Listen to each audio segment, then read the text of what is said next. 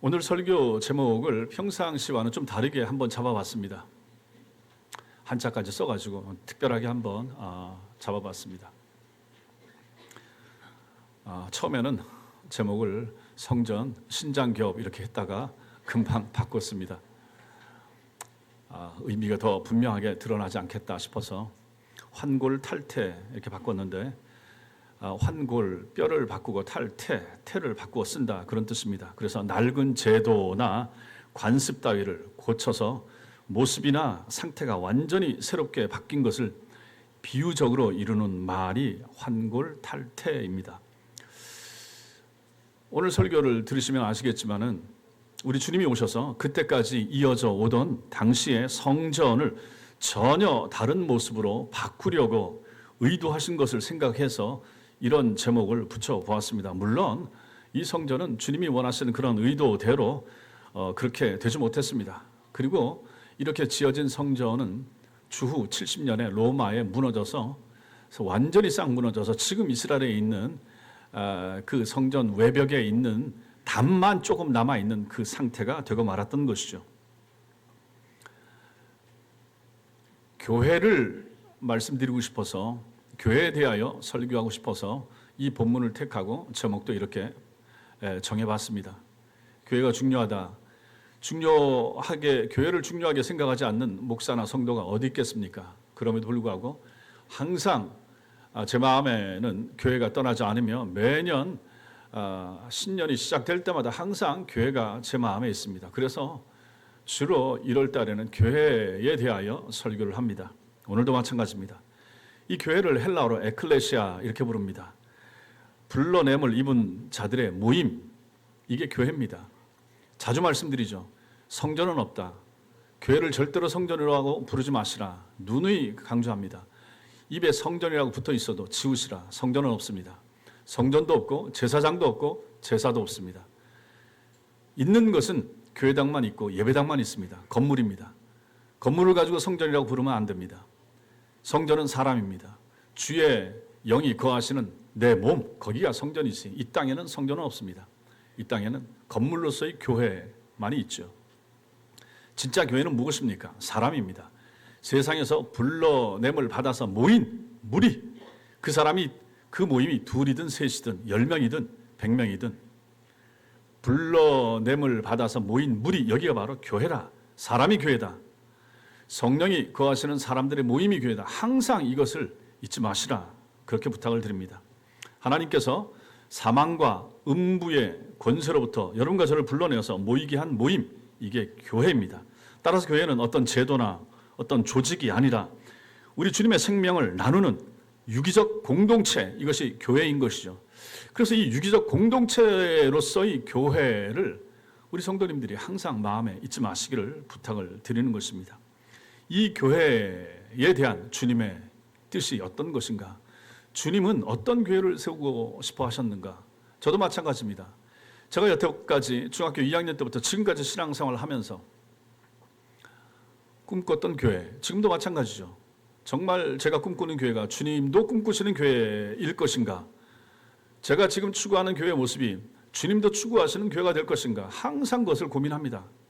이 땅에 완벽한 교회가 어디 있습니까? 이 땅에 주님 마음에 딱 맞는 교회가 어디 있겠습니까?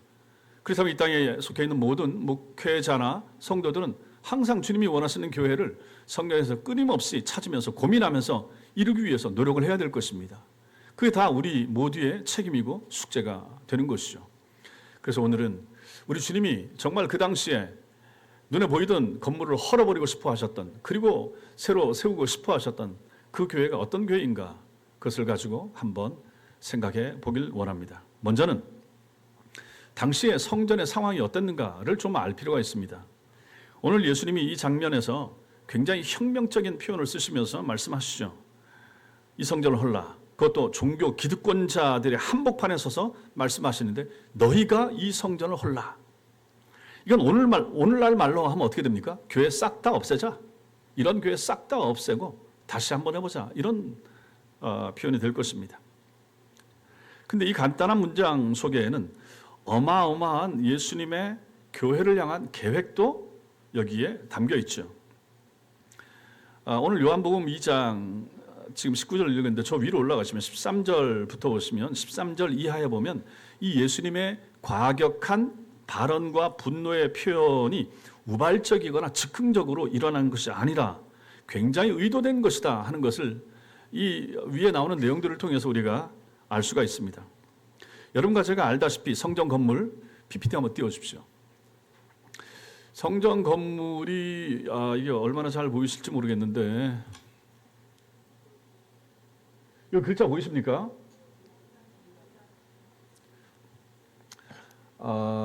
여기가 이제 건물 아니거든요. 여기가 성소, 저 안쪽이 이제 지성소. 여기가 이제 핵심이 되는 거죠. 여기가 이제 뜰입니다. 여기 와서 제사장과 이제 이스라엘의 남자들이 여기 와서 제물을 바치면서 이제 제사를 드리는 곳이 됩니다. 여기까지는 여자들까지도 들어올 수가 있었습니다. 여기는 제물을 바치는 남자와 제사장들이 있고 이 안에는 제사장들만 이제 들어가고 저 안에는 이제 지성소는 대제사장만 들어갈 수가 있습니다. 그래서 여기는 이제 여자들까지 들어올 수 있어서 여인의 뜰이라고 부르는데 화면 좀 줄여주십시오. 그렇죠. 여기 이방인의 장소. 여기 이제 파티션 같은 낮은 담입니다. 요까지. 그러니까 여기는 이방인들이 들어올 수가 없습니다. 요 안쪽으로는. 이방인들은 요 밖에만 있어야 되는 거죠. 요 바깥에. 요 바깥 지역에. 그리고 요 안쪽에는 이제 이스라엘 사람들을 들어가는데 여기 이제 여자들은 여기까지 하고 남자들은 여기와 제사장들이 있고 요 안에는 이제 사제 제사장들만 들어간다 하는 것입니다. 지금 오늘 이 사건이 벌어지고 있는 배경 또 여러분들이 다른 성경에서 나타난 것처럼 예수님이 비둘기를 쫓아내고 상을 뒤엎고 하는 것이 바로 이 이방인의 뜰, 이 전체가 다 성전 구역입니다. 성전 구역 안에 있는 이 이방인의 뜰, 여기에서 이제 이런 일이 이제 벌어지고 있는 거죠. 그런데 바로 이 이방인의 뜰에 시장이 생긴 겁니다. 갑판대 같은 게 생긴 거죠. 여기서 이제 장사를 하는 것입니다.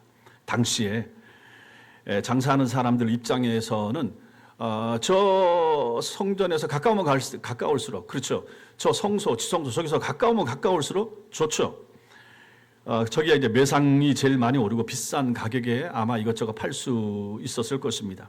성전 구역 안이 사람이 제일 많이 몰리는 곳이고 또 재물을 끌고 가기에 가장 편리한 곳이기도 한 것입니다. 그래서 오늘날로 따지면 대박상권 하면 이제 저기가 이제 대박상권이 되는 거죠. 원래 제사에 사용할 재물은 구약에도 보면 집에서부터 그걸 끌고 와야만 했습니다. 집에서 끌고 와서 데리고 와서 저 안에 아까 말씀드린 저 뒤에 공간 안에 들어가서 저기서 이제 잡아야 되는 거죠. 짐승을 잡아서 짐승 머리에다 손 얹고 안수하고 그래서 그걸 갖고 이제 제사장이 잡아가지고 피 뿌리고 각 떠서 태워가지고 하나님께 바쳐드리면 이제 죄 사함 받고 이제 돌아가고 했단 말입니다. 그래서 짐승을 끌고 저기 안까지 들어와야 되는데 집에서부터 짐승들을 데리고 올라와야 되는데 처음엔 그렇게 하다가 이게 번거롭고 귀찮고 하니까 아예 그렇게 안 하고 여기서 이제 갑판대 열고 장사를 하면서 여기서 이제 저 비둘기, 양, 염소 팔고 여기서 이제 성전 새로 낼 수 있는 동전서도 여기서 바꾸고 이렇게 했다 하는 것입니다. 처음에 의도는 그게 아니었었는데 지금은 이제 편해져 가지고 빈손으로 올라오는 거죠. 모르죠. 오늘날도 이제 교회 오는데 빈손으로 혹시 오시는 분들 계십니까? 뭐 그때하고 지금하고 상황이 좀 다르지만은 저 때에도 이제 사람들이 그냥 빈손으로 와가지고 저기서 돈만 가지고 와서 사서 이제 제물로 쓰곤 했다라고 하는 것입니다. 성전 근처에서 돈으로 짐승을 구입해서 바치는 것이 훨씬 이제 간편했죠. 그런 제물을 사고 파는 이 행위 자체가 나쁜 것은 아닙니다. 문제는 이 과정이 문제가 되는 거죠. 편의를 봐주는 과정에서 이게 이제 장사 속이 이제 이게 드러나게 되는 거죠. 특정 집단이 폭리를 취하는 구조가 여기서부터 이제 만들어지는 것, 그게 이제 문제가 됐던 것입니다. 여기서 장사하는 사람들이 누구였느냐? 대제사장, 제사장, 이런 사람들하고 가까운 가족들, 친인척들, 뭐 이런 사람들이 이제 여기서 특혜를 받아서 물건을 파는 거죠. 여기는 뭐 그냥 가만히 있어도 되잖아요. 영업할 필요 전혀 없는 거죠. 1년에 서너 차례 절기 때마다 아니면 평상시에도 제사 드리러 오는 사람들은 전부 다 제물을 가지고 와야 되는데 집에서 끌고 와야 되는데 안 끌고 오고 여기서 사면 되는 거죠. 혹시라도 집에서 끌고 왔다. 그럼 이제 제사장이 이거 심사를 해야 되는데 심사하면서 퇴짜를 놓는 겁니다. 아이고 이거 털이 빠졌네. 아이고 발굽이 상했네. 이거 못 씁니다. 저기 있는 거 사오세요. 이렇게 된단 말이죠. 몇 번 그렇게 하다 보니까 번거로워지고 귀찮아지니까 에라 이럴 바에야 집에서 끌고 가다가 집이 멀면 오다가 짐승이 상하거나 넘어지거나 자빠지거나 털 빠지거나 할 수가 있잖아요. 그러니 이렇게 할 필요가 뭐 있어. 그냥 저기서는 또 털 좀 빠지고 좀 모자라는 짐승도 여기서 사서 가지고 가면 제사장들이 다 오케이 합격 이게 다 시킨단 말이에요. 그러니 굳이 멀리서부터 할 필요가 없더라. 이제 점점 이렇게 되는 거죠. 그러면서 이제 여기서 장사가 왕성해지게 되는 것이었죠. 성전에 바치는 돈도 아무 돈이나 내는 것이 아니라 특정한 종류의 돈을 내야만 했는데 그 돈으로 바꿔주는 환전하는 환전상들 역시 비슷한 방법으로 다 이 종교 지도자들하고 결탁해서 친하고 가깝고 돈 쓴 사람들이 거기에 이제 갑판을 열게 되는 거죠. 그리고 여기서 얻는 정확히는 모르겠지만 여기서 얻는 이윤 가운데 얼마를 또 뒤로 해서 줄 수도 있고 이제 충분히 그랬을 것이라 하는 것입니다. 이런 일이 있었던 당시의 성전을 우리 주님이 아시는 거죠. 이걸 보신 거죠. 그러니 주님 입에서 무슨 말씀이 나오겠습니까? 이 성전 헐자. 이따위 성전 이거 무슨 소용이 있겠느냐. 이거 헐자. 그래서 주님이 이 성전을 헐라라고 말씀을 하신 것입니다. 두 번째, 이러한 것, 이 구체제, 이 낡은 체제의 종말을 주께서는 의도하셨다 하는 것입니다. 이것은 그 당시에는 아무도 몰랐지만 앞으로 이 땅에 예수 그리스도의 고난과 십자가 죽음을 통해서 탄생하게 될 교회 공동체를 예고하시는 말씀이기도 합니다. 이 성전을 헐라. 물론 예수께서 그 성전을 눈에 보이는 그 성전을 그 자리에서 허시지는 않았습니다. 그렇지만 주님의 의도는 이 따위 성전 필요 없다. 본질을 잃어버린 본질에서 떠난 이러한 성전 필요 없다. 이거 헐자. 그 생각을 주님은 하신 것입니다. 이것과 연관된 장면 하나가 있습니다. 그게 바로 마가복음 12장 41절 이하에 보면 그 과부가 성전에 와서 헌금을 하는데 두 렙돈 헌금하는 그러한 사건, 그 장면이 나옵니다. 그 사건의 현장도 역시 성전 입구였습니다. 하루는 예수님이 저 성전 입구에 앉으셔서 신자들이 예배 드리러 들어가면서 바치는 헌금하는 행위를 유심히 지켜보고 있었습니다. 거기에는 뭐 헌금 종류가 많았고 한 13가지 헌금 종류가 있어서 헌금 종류에 따라서 헌금을 집어넣고 그것이 이제 그 나팔 모양으로 생긴 통에다가 집어넣는 거였기 때문에 헌금을 하는 것을 저쪽에 앉아 있는 사람이 볼 수도 있는 구조였던 것이죠. 예수님이 앉아서 이제 보시면서 그 얘기를 하시는 것입니다. 줄 서 있는 사람 가운데 행색이 남루하고 옷을 참 가난하게 입은 한 사람이 왔는데 과부였던 것이죠. 그 사람이 헌금하려고 하고 있는데 손에 두 렙돈을 들고 있는 것을 주님이 보셨다 하는 것입니다. 그 두 렙돈은 식사 한 끼 사서 먹으면 없어질 정도의 돈이었습니다. 그러니 그게 얼마 됐겠습니까? 한 5, 6천 원 오늘날 정도 됐을래나 이 정도에 해당되는 그 돈을 가지고 하나님 앞에 헌금하려고 서 있었습니다. 그래서 그 본문에 보면 그 과부를 수식하는 형용사가 나오는데 가난한 과부 이렇게 해서 가난한이라고 하는 단어가 계속 붙습니다. 그 돈을 가지고 헌금하고 나면 오늘 저녁은 굶어야 할 극심한 형편의 가난함, 그러한 어려운 사람이 헌금하려고 서 있었다라고 하는 것입니다. 그리고 그 헌금을 한 거죠.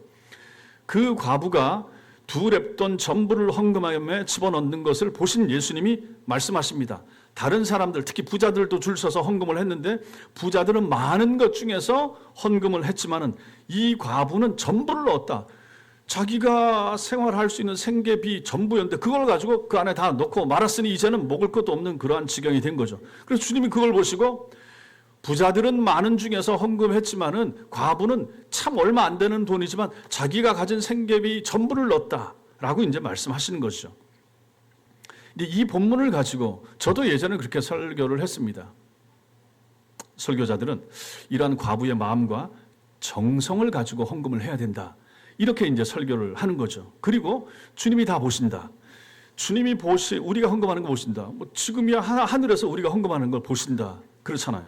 주님이 보신다. 이제 이렇게 설교하면서 이걸 가지고 헌금을 이제 많이 하시라, 적극적으로 하시라라고 이 말씀을 가지고도 저도 그렇게 설교를 했었고 오늘날도 이제 그렇게들 설교를 많이 하신다 하는 것입니다. 또 만약에 예배당 건축이 앞에 있다 그러면 성도들 헌금 작정시키기에도 매우 유용한 본문이 될 수가 있는 거죠. 부자들 보십시오. 많이 했지만은 과부는 가난했지만 자기 전부를 넣었습니다. 전부, 여러분들이 가지고 있는 전부 한번 넣어보시지 않겠습니까? 주님이 보십니다. 뭐 이렇게 하면 마음의 감동이 올 수도 있죠. 그런데 이 본문은 그렇게 읽어서는 안 된다 하는 것을 보게 됩니다. 여기에 대한 이 주석이나 책들이 여러 가지 있었는데 많은 본문들은 제가 지금 앞에서 말씀드린 것처럼 그렇게 해석을 했었는데 아주 극소수의 성경 해석에서 그렇게 해석을 하지 않는 것을 제가 보고 이게 더 옳을 수가 있겠다 이런 생각을 하게 된 것입니다. 생각해 보십시오. 이 이야기는 성전 구역인 여인의 뜰에서 진행되고 있었는데 그 성전 전체가 다 아까 보여드린 저 성전 전체가 다 헤롯 성전 이렇게 불리는 성전입니다. 헤롯 왕이 주도해서 짓던 성전입니다. 성전은 1성전, 2성전, 3성전 이렇게 말할 수도 있고 솔로몬 성전, 그 다음에 스룹바벨 성전. 솔로몬 성전이 이제 무너지고 나니까 거기다가 증축해서 다시 올린 것이 이제 스룹바벨 성전인데 그 스룹바벨 성전은 볼품이 없었고 이걸 가지고 이 헤롯 대왕이 다시 이제 건물을 짓기 시작한 것을 가지고 헤롯 성전이라고 이제 말하는 것입니다. 지금 이것이 바로 헤롯 성전입니다. 근데 이 헤롯 성전은 주전 20년경에 즉 예수님도 태어나기 전부터 건축이 시작됐죠. 그리고 이게 건축이 언제 끝나는가? 주후 64년에. 그러니까 한 84년 정도 긴 시간에 걸쳐서 건축이 됩니다. 그리고 나서 이게 언제 멸망하고 무너지는가? 그때로부터 6년 지난 다음에 주후 70년에 로마 장군 티투스가 와서 싹 쓸어버립니다. 그러니까 그 긴 시간에 걸쳐서 성전을 만들어 놓고도 84년 걸렸는데 금방 무너지고 말았다 하는 것입니다. 주님 지금 이 말씀 하실 때는 짓고 있는 중이었죠. 짓고 있는 중이었었는데 요한복음 2장에 보면 그것이 건축이 46년째 지금 진행 중인 시점에 예수님께서 이 성전 홀라라고 말씀하시는 것입니다. 예수님을 잘 믿지도 않던 헤롯이 성전을 지은 것은 순전히 정치적인 목적 때문이었습니다. 로마의 허락을 받아서 유대 총독으로 다스리고는 있었지만 유대인들은 거기가 지금 당시가 로마가 지배하고 있었던 때였고 유대 총독은 없었고 유대 총독을 대신해서 이둠의 이방인 출신 헤롯이 왕으로서 그 지역을 이제 다스리고 있었던 때인데 간혹 독립운동도 일어나고 있었고 정통 유대인들은 자기는 이 왕인 헤롯 대왕은 이둠의 출신이니까 이방인이니까 별로 좋아하지 하지도 않았다 하는 것입니다. 그러니까 유대인들의 환심을 사기 위해서 뭔가를 하는데 그게 바로 이 정부에서 허가를 받아서 성전을 짓기 시작했다. 이게 바로 헤롯 성전이 되는 것입니다. 그 당시에 46년째 짓고 있는 중이었어요. 그러니까 이게 얼마나 돈이 많이 들어갈 것인가, 비용이 많이 들어갔을 것이죠. 그럼 그 비용은 누가 되는가? 전부 다 거기 살고 있는 일반 유대인들이나 이런 사람들한테서 거둬야 되는 거죠. 백성이 될 수밖에 없는 거죠. 그럼 많은 부분에 이게 어디서 조달되겠습니까? 헌금에서 이게 이제 들어와야 되는 거죠. 건물을 짓는데. 그럼 이 일을 앞장서서 격려하고 주도하는 사람이 누굽니까? 제사장들이나 서기관들이 이제 이 일을 할 수밖에 없는 거죠. 주로 이제 제사장들이 하는 거죠. 무슨 말을 하면서 하겠습니까? 그 당시에도 뭐 별반 차이가 없었을 것입니다. 복 받으려면 헌금하라고. 복 받으려면 헌금하라고. 자식들을 잘 두고 싶으냐? 하나님께 바쳐라. 2000년 전에도 거의 비슷하게 오늘날처럼 아마 그렇게 얘기하곤 했을 것입니다. 사고 나지 않고 병 걸리지 않으려면 헌금하라고 하지 않았겠습니까? 강요했을 거예요. 근데 이런 말도 한두 번 듣고 끝나는 게 아니라 계속 들으면 한 10대 들어보십시오. 그러면 어떻게 되겠습니까? 혹시라도 이제 안 좋은 일이 나나 우리 가족들에게 생길까봐 제사장이나 앞장선 사람들이 종교 지도자들이 그런 말 하게 되면 자꾸 마음은 사람이 종교성이 있기 때문에 약해질 수밖에 없는 거죠. 처음엔 부정적으로 생각하다도 자꾸 듣고 하다 보면 그렇게 될 수가 있다 하는 것입니다. 이것은 결국 종교를 빙자한 사기나 마찬가지인 것이죠. 그때만 그랬던 것이 아니라 2000년 전에 그렇게 했는데 그 시간이 교회 역사 2000년 지나면서 중세 1000년 동안에 지금 여러분들이 유럽에 가서 보시는 저 화려한 대성당들 이런 거 전부 다 그런 식으로 돈 긁어 모아서 지은 것들 아니겠습니까? 다 그렇게 반협박조로 복 받는다라고 하는 것도 썼고, 안 내면 하나님이 저주하실 것이라 이런 말도 섞어가지고 한 거 아니겠습니까? 그럼 그때만 그럴 것인가? 오늘날도 만약에 교회를 짓는데 그런 식으로 한다 그러면 여전히 그 종교 사기성이 섞인 그러한 모습은 2000년 전이나 지금이나 마찬가지일 것이 아닌가 하는 것이죠. 순수한 마음 가지고 하는 경우는 별로 없더라 하는 것입니다. 여기 그 당시의 사람들이 이렇게 했다 하는 것이죠. 오늘날도 이단이나 정통이나 마찬가지로 건물 짓는다고 할 때는 항상 이런 쪽으로 강조를 하더라 하는 것입니다. 그래서 과부의 두 렙돈을 보십시오. 그 마음과 정성을 보시고 여러분들도 그렇게 헌금하셔야 됩니다. 라고 하면서 그걸 우리 주님이 얼마나 칭찬하십니까? 이렇게 강조하면서 헌금을 얘기하는 경우가 얼마나 많은가. 자, 그런데 오늘 본문이 과연 그런 의도로 기록되었는가? 그러한 차원에서 이 본문을 봐야 되는가? 아니더라, 아닐 수가 있다 하는 것입니다. 우리 마가복음 한번 찾아보겠습니다. 마가복음 12장. 예. 읽겠습니다. 시작. 예수께서 가르치실 때 이르시되 긴 옷을 입고 다니는 것과 시장에서 문안 받는 것과 회당의 높은 자리와 잔치의 윗자리를 원하는 서기관들을 삼가라. 그들은 과부의 가산을 삼키며 외식으로 길게 기도하는 자니 그 받는 판결이 더욱 중하리라 하시니라. 저 일을 당시에 누가 했단 말입니까? 저렇게 하던 사람들이 누구란 말입니까? 당시 서기관들이, 제사장들이 그 일을 했다 하는 것입니다. 그들은 과부의 가산, 과부가 가지고 있는 재산, 과부는 고아와 함께 그 당시에 가장 천대받고 가장 없고 가장 의지할 것이 없던 사람들이 대표로 나오는데 그 과부가 조금 가지고 있는 가산을 삼키던 사람들이 당시에 서기관들, 제사장들, 이 사람들은 외식하면서 길게 기도하고 사람들 보는 앞에서 손들고 기도하고, 그러니 그 사람들이 나중에 하나님 앞에서 받는 판결이 얼마나 중요할 것인가, 이 말씀을 하는 내용이 되는 것이죠. 그리고 나서 이제 41절 말씀으로 이제 이어지는데 그 부분이 이제 두 렙돈 바치는 그 내용이 그 뒤에 이어지는 것입니다. 즉, 이 말은 이 두 렙돈 돈마저도 그 당시의 시스템 구조하에서 바치지 않으면 안 되게끔 구조적으로 몰아간 종교 지도자들의 악행을 고발하는 본문으로 이것이 쓰이고 있다라고 하는 사실입니다. 당시의 서기관들의 역할이 무엇입니까? 과부들을 보호하고 사회적 약자들을 돌보고 그들을 도와주고 지지해야 될 위치에 서 있는 사람들이 바로 당시에 제사장들도 마찬가지고 서기관들도 마찬가지였다. 종교 지도자들이 그런 역할을 했어야만 했다 하는 것입니다. 과부들의 재산을 관리해주고 도와주겠다고 하던 사람들이 결국은 오히려 그들을 착취하고 있었고 그들을 빼앗고 있었던 것입니다.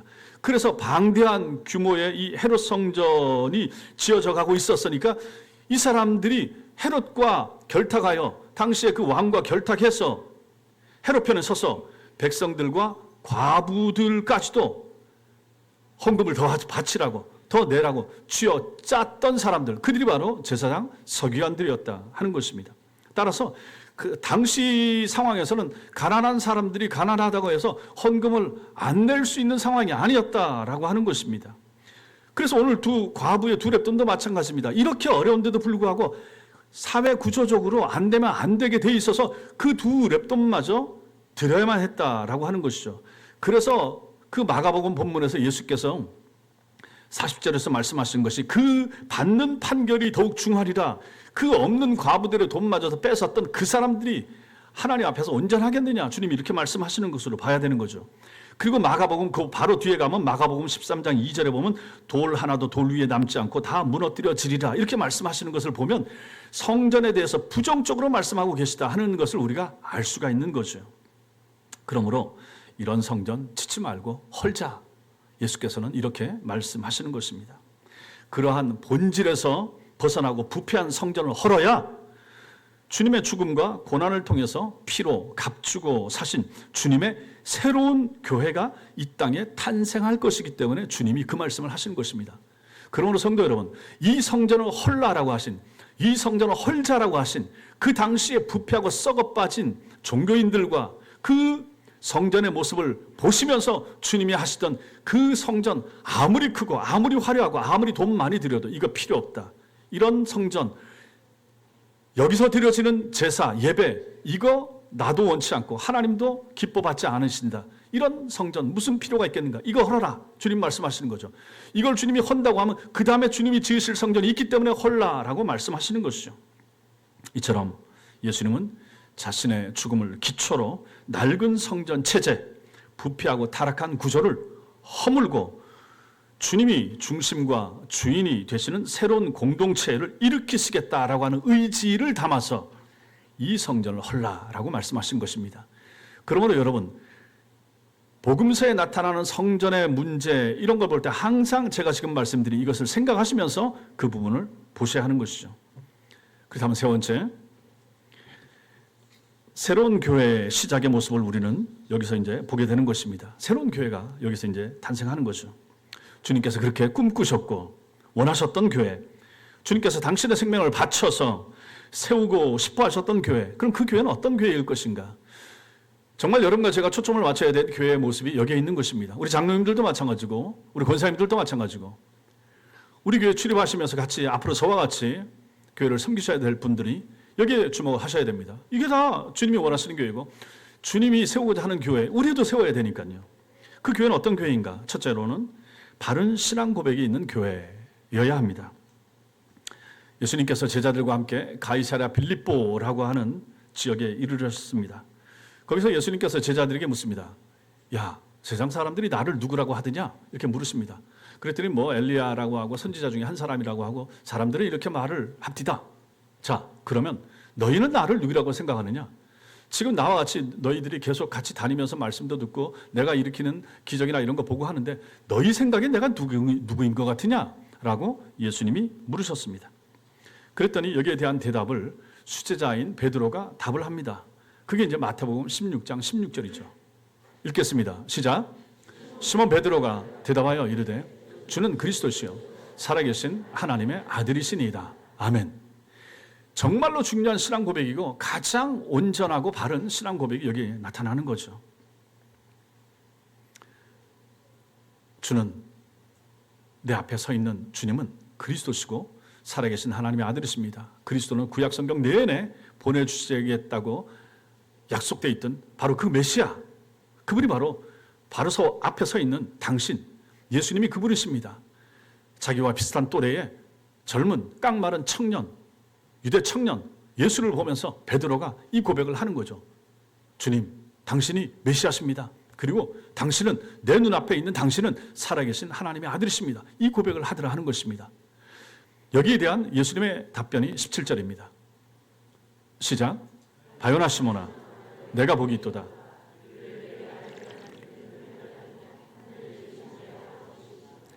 앞에 16절에 신앙 고백이 복된 고백이다. 정말 복이 있다. 복 받은 사람만 할 수 있는 고백이다.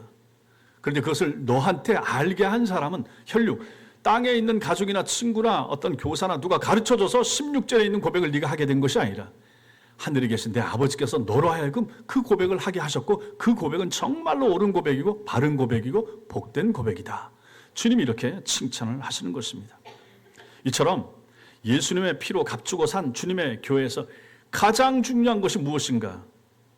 신앙 고백입니다. 교회가 어떤 신앙 고백을 하는가? 이게 제일 중요한 것이죠. 왜냐하면 그 신앙 고백하는 대로 교회는 움직여지게 될 것이기 때문에 그런 것입니다. 우리 교회가 신앙 고백하는 대로 우리 교회는 움직여지게 될 것입니다. 다른 교회는 다른 교회가 하는 신앙 고백, 만약 다른 걸 한다 그러면 그 고백 따라 그 교회는 움직여지게 될 것입니다. 오늘날 신앙이 중요하지만은 이상한 신앙도 있어요. 터무니없는 신앙도 있어요.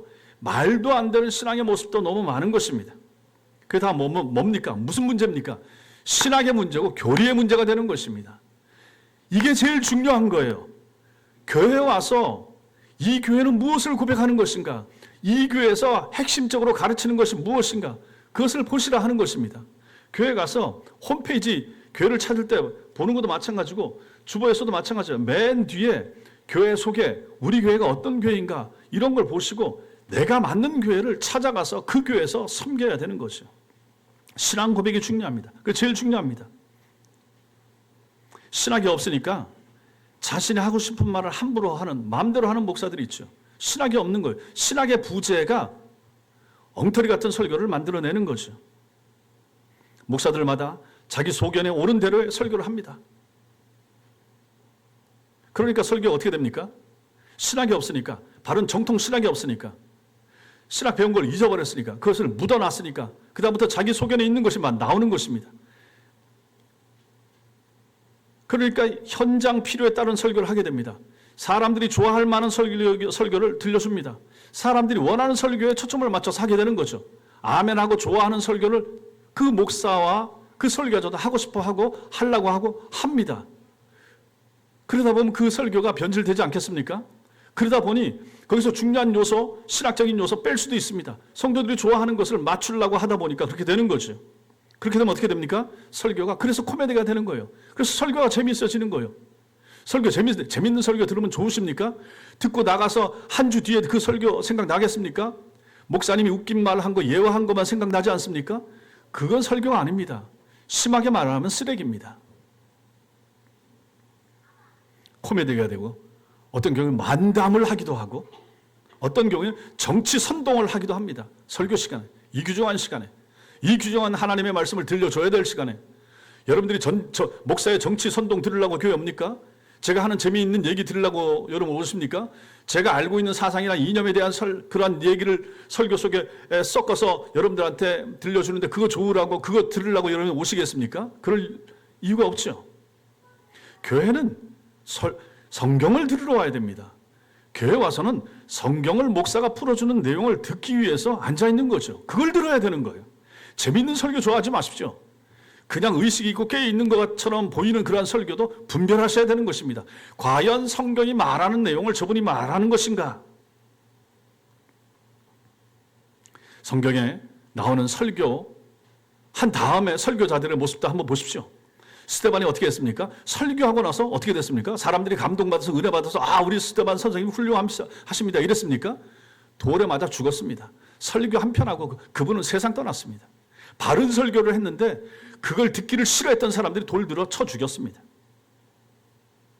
예수님이 설교할 때 사람들이 어땠습니까? 바리새인들이 어떻게 했습니까? 저거 기회 봐서 쳐 죽여야 되겠다. 지가 하나님의 아들이란다. 안식일에 하지 못할 일을 하고 그걸 두둔한다. 저거 가만두면 안 되겠다. 속에서 계속 돌을 만들고 있었던 것입니다. 그리고 마침내 십자가에 달아 죽인 거 아니겠습니까? 바른 설교하면 충분히 그렇게 될 수도 있는 거죠. 오늘날은 세상이 좀 달라졌지만 그럼에도 불구하고 목회자는 항상 바른 설교, 성도들이 듣기 원하지 않을 수도 있는 설교, 그러나 주님이 원하시는 설교, 주님이 하라고 하는 설교, 이것을 목회자는 해야 되고 성도들은 그런 설교를 좋은 설교라고 하고 그런 설교를 듣기를 원하셔야 되는 것입니다. 이 모든 것에 핵심에 신학의 부재가 있는 거죠. 사람이 구름대처럼 몰려다니는 설교가 좋은 설교가 아닐 수도 있음을, 오히려 그 설교가 영혼을 죽이는 설교가 될 수도 있음을 여러분들은 생각할 필요가 있는 것입니다. 주님이 원하시는 교회는 어떤 교회인가? 신앙 고백, 바른 신앙 고백이 있는 교회, 바른 신앙 고백에 근거하여 바른 설교를 하는 그러한 교회, 그 교회를 주님이 원하시고 그 교회를 섬기고 싶어하는 성도들이 있는 그러한 교회, 그게 주님이 세우고 싶어하는 교회의 모습 아니겠습니까? 이게 첫 번째입니다. 두 번째, 주님이 세우고 주님이 원하시는 교회는 어떤 교회인가? 주님이 주인 되는 교회입니다. 주님이 주인 되는 교회, 주님이 친히 세우시고 마태복음 16장 18절 읽겠습니다. 시작. 또 내가 내게 이르노니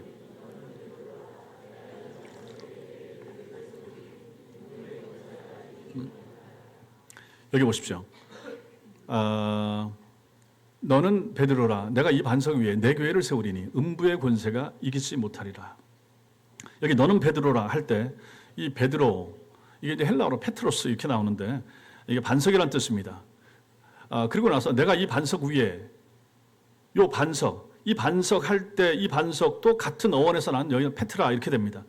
근데 이 헬라어 단어를 보면 앞에 베드로, 반석 똑같이 이제 페트라, 페트로스 이렇게 쓰고 있지만은 성이 다릅니다. 성이 달라요. 그래서 앞에는 남성, 뒤에는 여성. 성이 다르면 완전히 다른 겁니다. 베드로하고 반석하고 의미는 같지만 다르더라 하는 것입니다. 그래서 이걸 가지고 똑같이 생각하는 사람들이 천주교 사람들입니다. 그러니까 천주교는 어떻게 해석합니까? 이 반석 위에, 반석은 베드로, 베드로 위에 교회를 세웠다. 베드로가 일대 교황이라. 이렇게 이제 연결을 시키는 거예요. 성경을 잘못 해석한 거죠. 잘못 받아들인 것입니다. 옳지 못합니다. 사람 위에 세워진 교회 아닙니다. 그럼 저 반석이 뭡니까? 베드로의 신앙 고백을 말하는 것입니다. 16절에 나오는 바른 신앙 고백 위에 내 교회를 세우리니 주님이 이렇게 말씀하시는 것이죠. 반석은 베드로 자신이 아닌 그의 신앙 고백을 의미하는 것입니다. 베드로가 고백한 바른 신앙 고백 위에 예수께서는 당신의 교회를 세우시겠다 이렇게 말합니다. 저기 보면 내가 세우려니 내가 내게 이르노니 너는 베드로라. 내가 이 반석 위에 내 교회를 내가 내 교회를 주님의 교회는 누가 세우시는가? 주님께서. 어떤 교회를 세우시는가? 주님의 교회를 세우신다. 이렇게 보는 거예요. 사람의 교회가 아니라 주님의 교회, 주님이 직접 세우신다 하는 것입니다. 오늘날 교회는 어떤가? 오늘날 과연 이 땅에 있는 교회들은 어떤가? 그 교회들은 어떤가? 오늘날 교회들 가운데선 목사가 세워서 마치 목사가 주인인 것처럼 되는 교회가 있지 않는가? 어떤 경우에 장로가 교회 주인인 것처럼 행사하는 교회가 있지 않는가? 그런 교회들이 과연 주님의 교회일 수가 있는가? 아닌 거죠. 그렇게 되면 안 된다라고 하는 것입니다. 교회 주인은 오직 한 분, 예수님이셔야 된다 하는 것이죠. 주님께서 원하시는 교회는 바로 그런 교회였다 하는 것입니다. 교회들 가운데는 처음 시작은 주님의 교회, 주님이 원하시는 교회, 주님이 세운 교회처럼 시작을 했는데 점점 교회가 커져가면서 숫자가 늘고 재정이 확보되면서 영향력이 커져가면서 사람의 교회로 변질되는 그러한 교회들도 이 땅에 충분히 있더라 하는 것입니다. 그러나 참된 교회는 주님이 세우시고 그리고 주님의 교회로 존재해야만 됩니다. 여러분과 제가 섬기는 우리 교회, 천성교회가 주님의 교회로 존재할 수 있게 되길 바랍니다. 세 번째로 주님이 원하시는 교회, 주님이 세우고자 하는 교회 어떤 교회인가? 불패의 교회, 지지 않는 교회, 승리하는 교회. 음부의 권세가 이기지 못하리라. 음부의 권세가 이기지 못하리라. 음부의 권세는 마귀의 권세, 사단의 권세. 당연히 주님의 교회 이기지 못하는 거죠. 2000년 전 십자가에서 이 싸움의 승패는 결정이 났습니다. 주님이 승리하셨습니다. 십자가에서 죽으셨다가 부활하심으로 말미암아 부활로 말미암아 모든 전쟁은 끝난 것입니다. 결정적으로 예수께서 승리하신 것이죠. 싸움이 끝났습니다. 역사의 종말까지의 모든 전쟁의 결과가 이미 거기서 끝장이 난 것입니다. 이겨놓은 거죠. 그래서 여러분과 제가 걸어가는 이 길은 주님이 이미 이겨놓으신 길을 걸어가는 거예요. 잠불 정리하면서 걸어가는 거예요.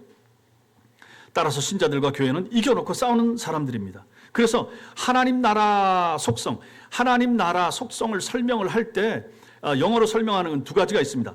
already, not yet. 이미 그러나 아직. 이런 표현을 씁니다. already, 이미 끝났다. 뭡니까? 끝난 싸움, 십자가 싸움. 예수께서 십자가 위에서 죽으시고 부활하셨기 때문에 끝났습니다. 예수님이 승리하셨습니다. 그런데 이 싸움은 not yet. 아직 끝나지 않았어요. 언제 끝납니까? 주님이 오실 때. 주님이 오셔야 끝나니까. 그때까지 우리는 이 싸움을 육체를 입고 있는 동안에 끊임없이 싸워야 되니까. 이미 주님은 승리했지만 나는 아직 이 땅을 살고 있으니까 이 두 가운데서 우리는 가고 있다. 우리 천성교회도 여기에 속해서 지금 움직이고 있다 하는 것입니다. 이 상황에서 우리 한국교회를 한번 생각을 해보십시오.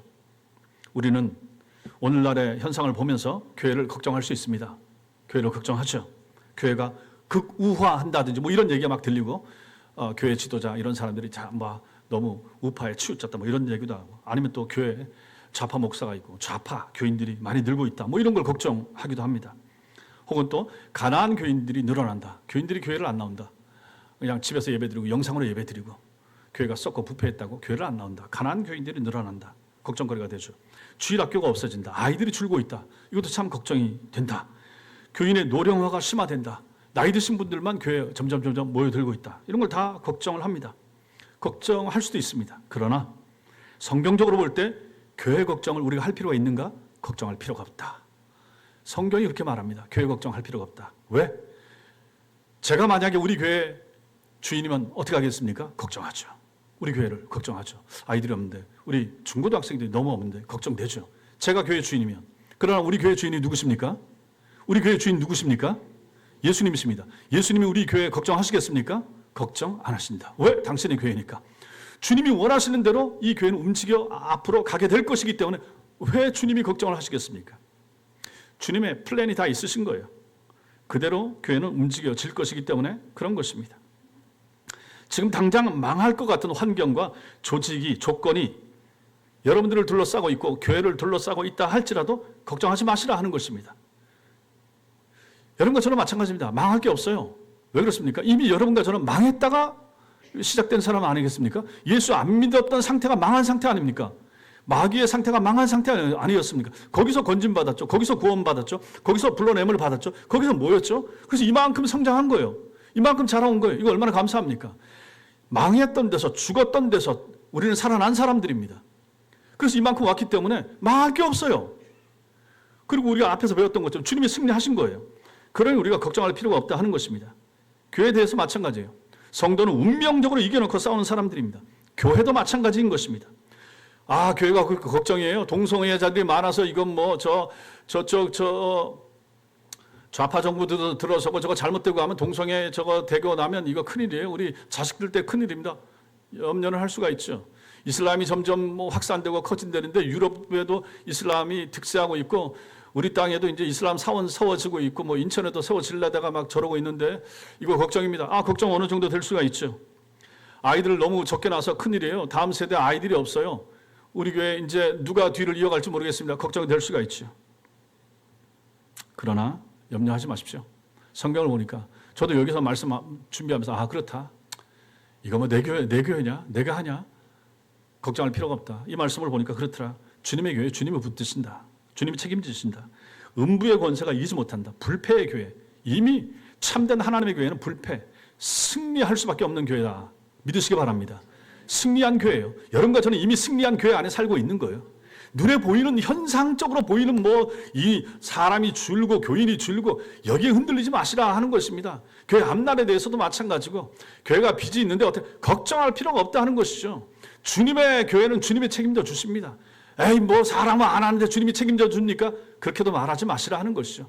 주님이 필요한 때에 사람들을 보내시고 알아서 교회만 바르면 앞에 말씀드린 것처럼 신앙 고백만 바르고 정당하면 주님이 그 교회 주인만 되어주시면 그 교회를 주님이 책임 안 져주시겠습니까? 믿습니까?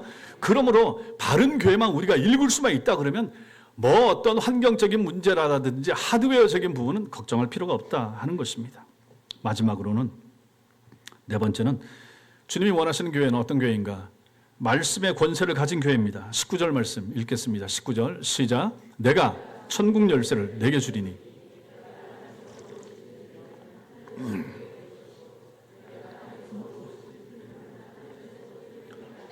여기서 제일 중요한 단어가 뭡니까? 제일 중요한 단어가 뭐예요? 천국 열쇠입니다. 천국 열쇠. 천국 열쇠. 천국 열쇠는 누구를 상징하는가? 예수 그리스도를 상징합니다. 예수 그리스도. 여러분과 제가 기도를 하고 무슨 기도인지 하고 맨 마지막에 마칠 때 예수님 이름으로 기도 올리옵나이다. 그 예수님의 이름, 그분이 바로 천국의 열쇠입니다.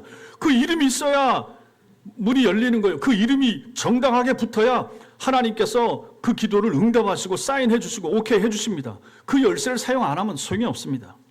태초에 말씀이 계신데 그 말씀이 육신이 되어서 세상에 오셨으니 그 이름이 바로 예수 그리스도십니다. 예수님은 이 땅에 굶주린 자들을 위한 생명의 떡으로 오셨습니다. 그 떡 대신 예수 그리스도, 이분이 바로 천국의 열쇠입니다. 이 천국의 열쇠는 예수 그리스도를 의미하지만 그것을 적용하면 어떻게 됩니까? 예수 그리스도를 적용하면 뭐가 됩니까? 그게 복음이 되는 거예요. 복음이 천국의 열쇠입니다.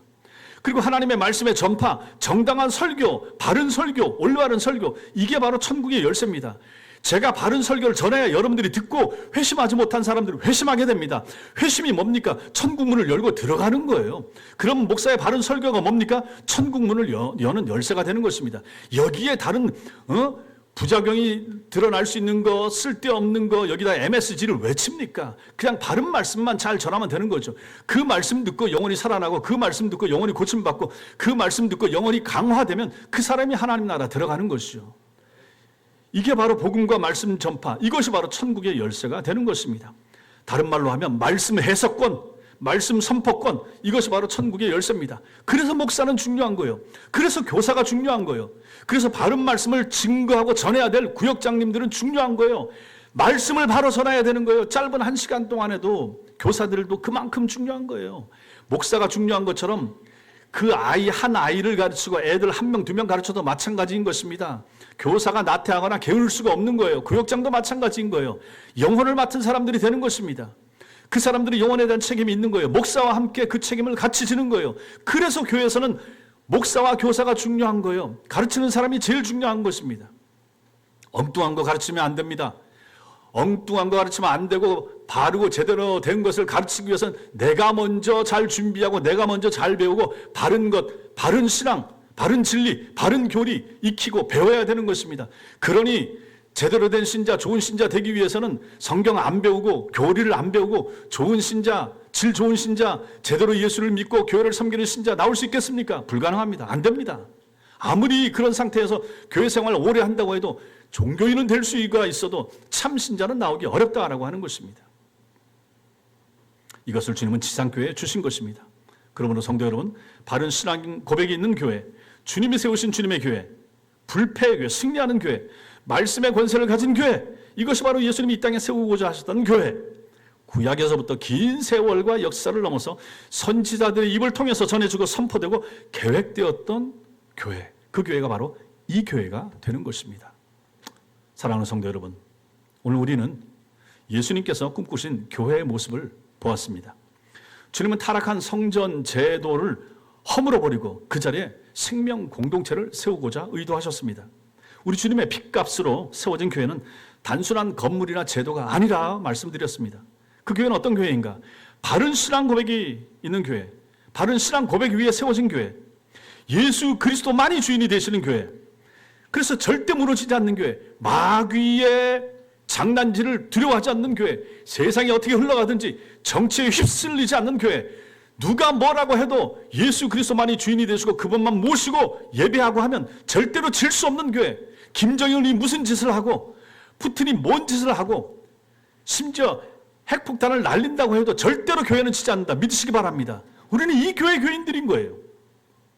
그리고 말씀의 권세를 가진 거룩한 공동체, 우리 손에 성경이 있는 한, 우리가 바른 성경을 붙잡고 그 말씀을 따라가는 한, 그 성경을 읽는 한, 지상교회, 우리 교회, 그런 교회는 절대로 지지 않는다. 무너지지 않는다. 그 교회는 주님의 교회다. 아무리 작아도, 아무리 소수여도, 단칸 지하 셋방에 모여있는 교회라고 해도 이러한 모임을 가진 채 이러한 모습으로 모이면 그 교회는 큰 교회고 아름다운 교회고 위대한 교회고 주님 눈에 크게 보이는 아름다운 교회가 되는 것입니다.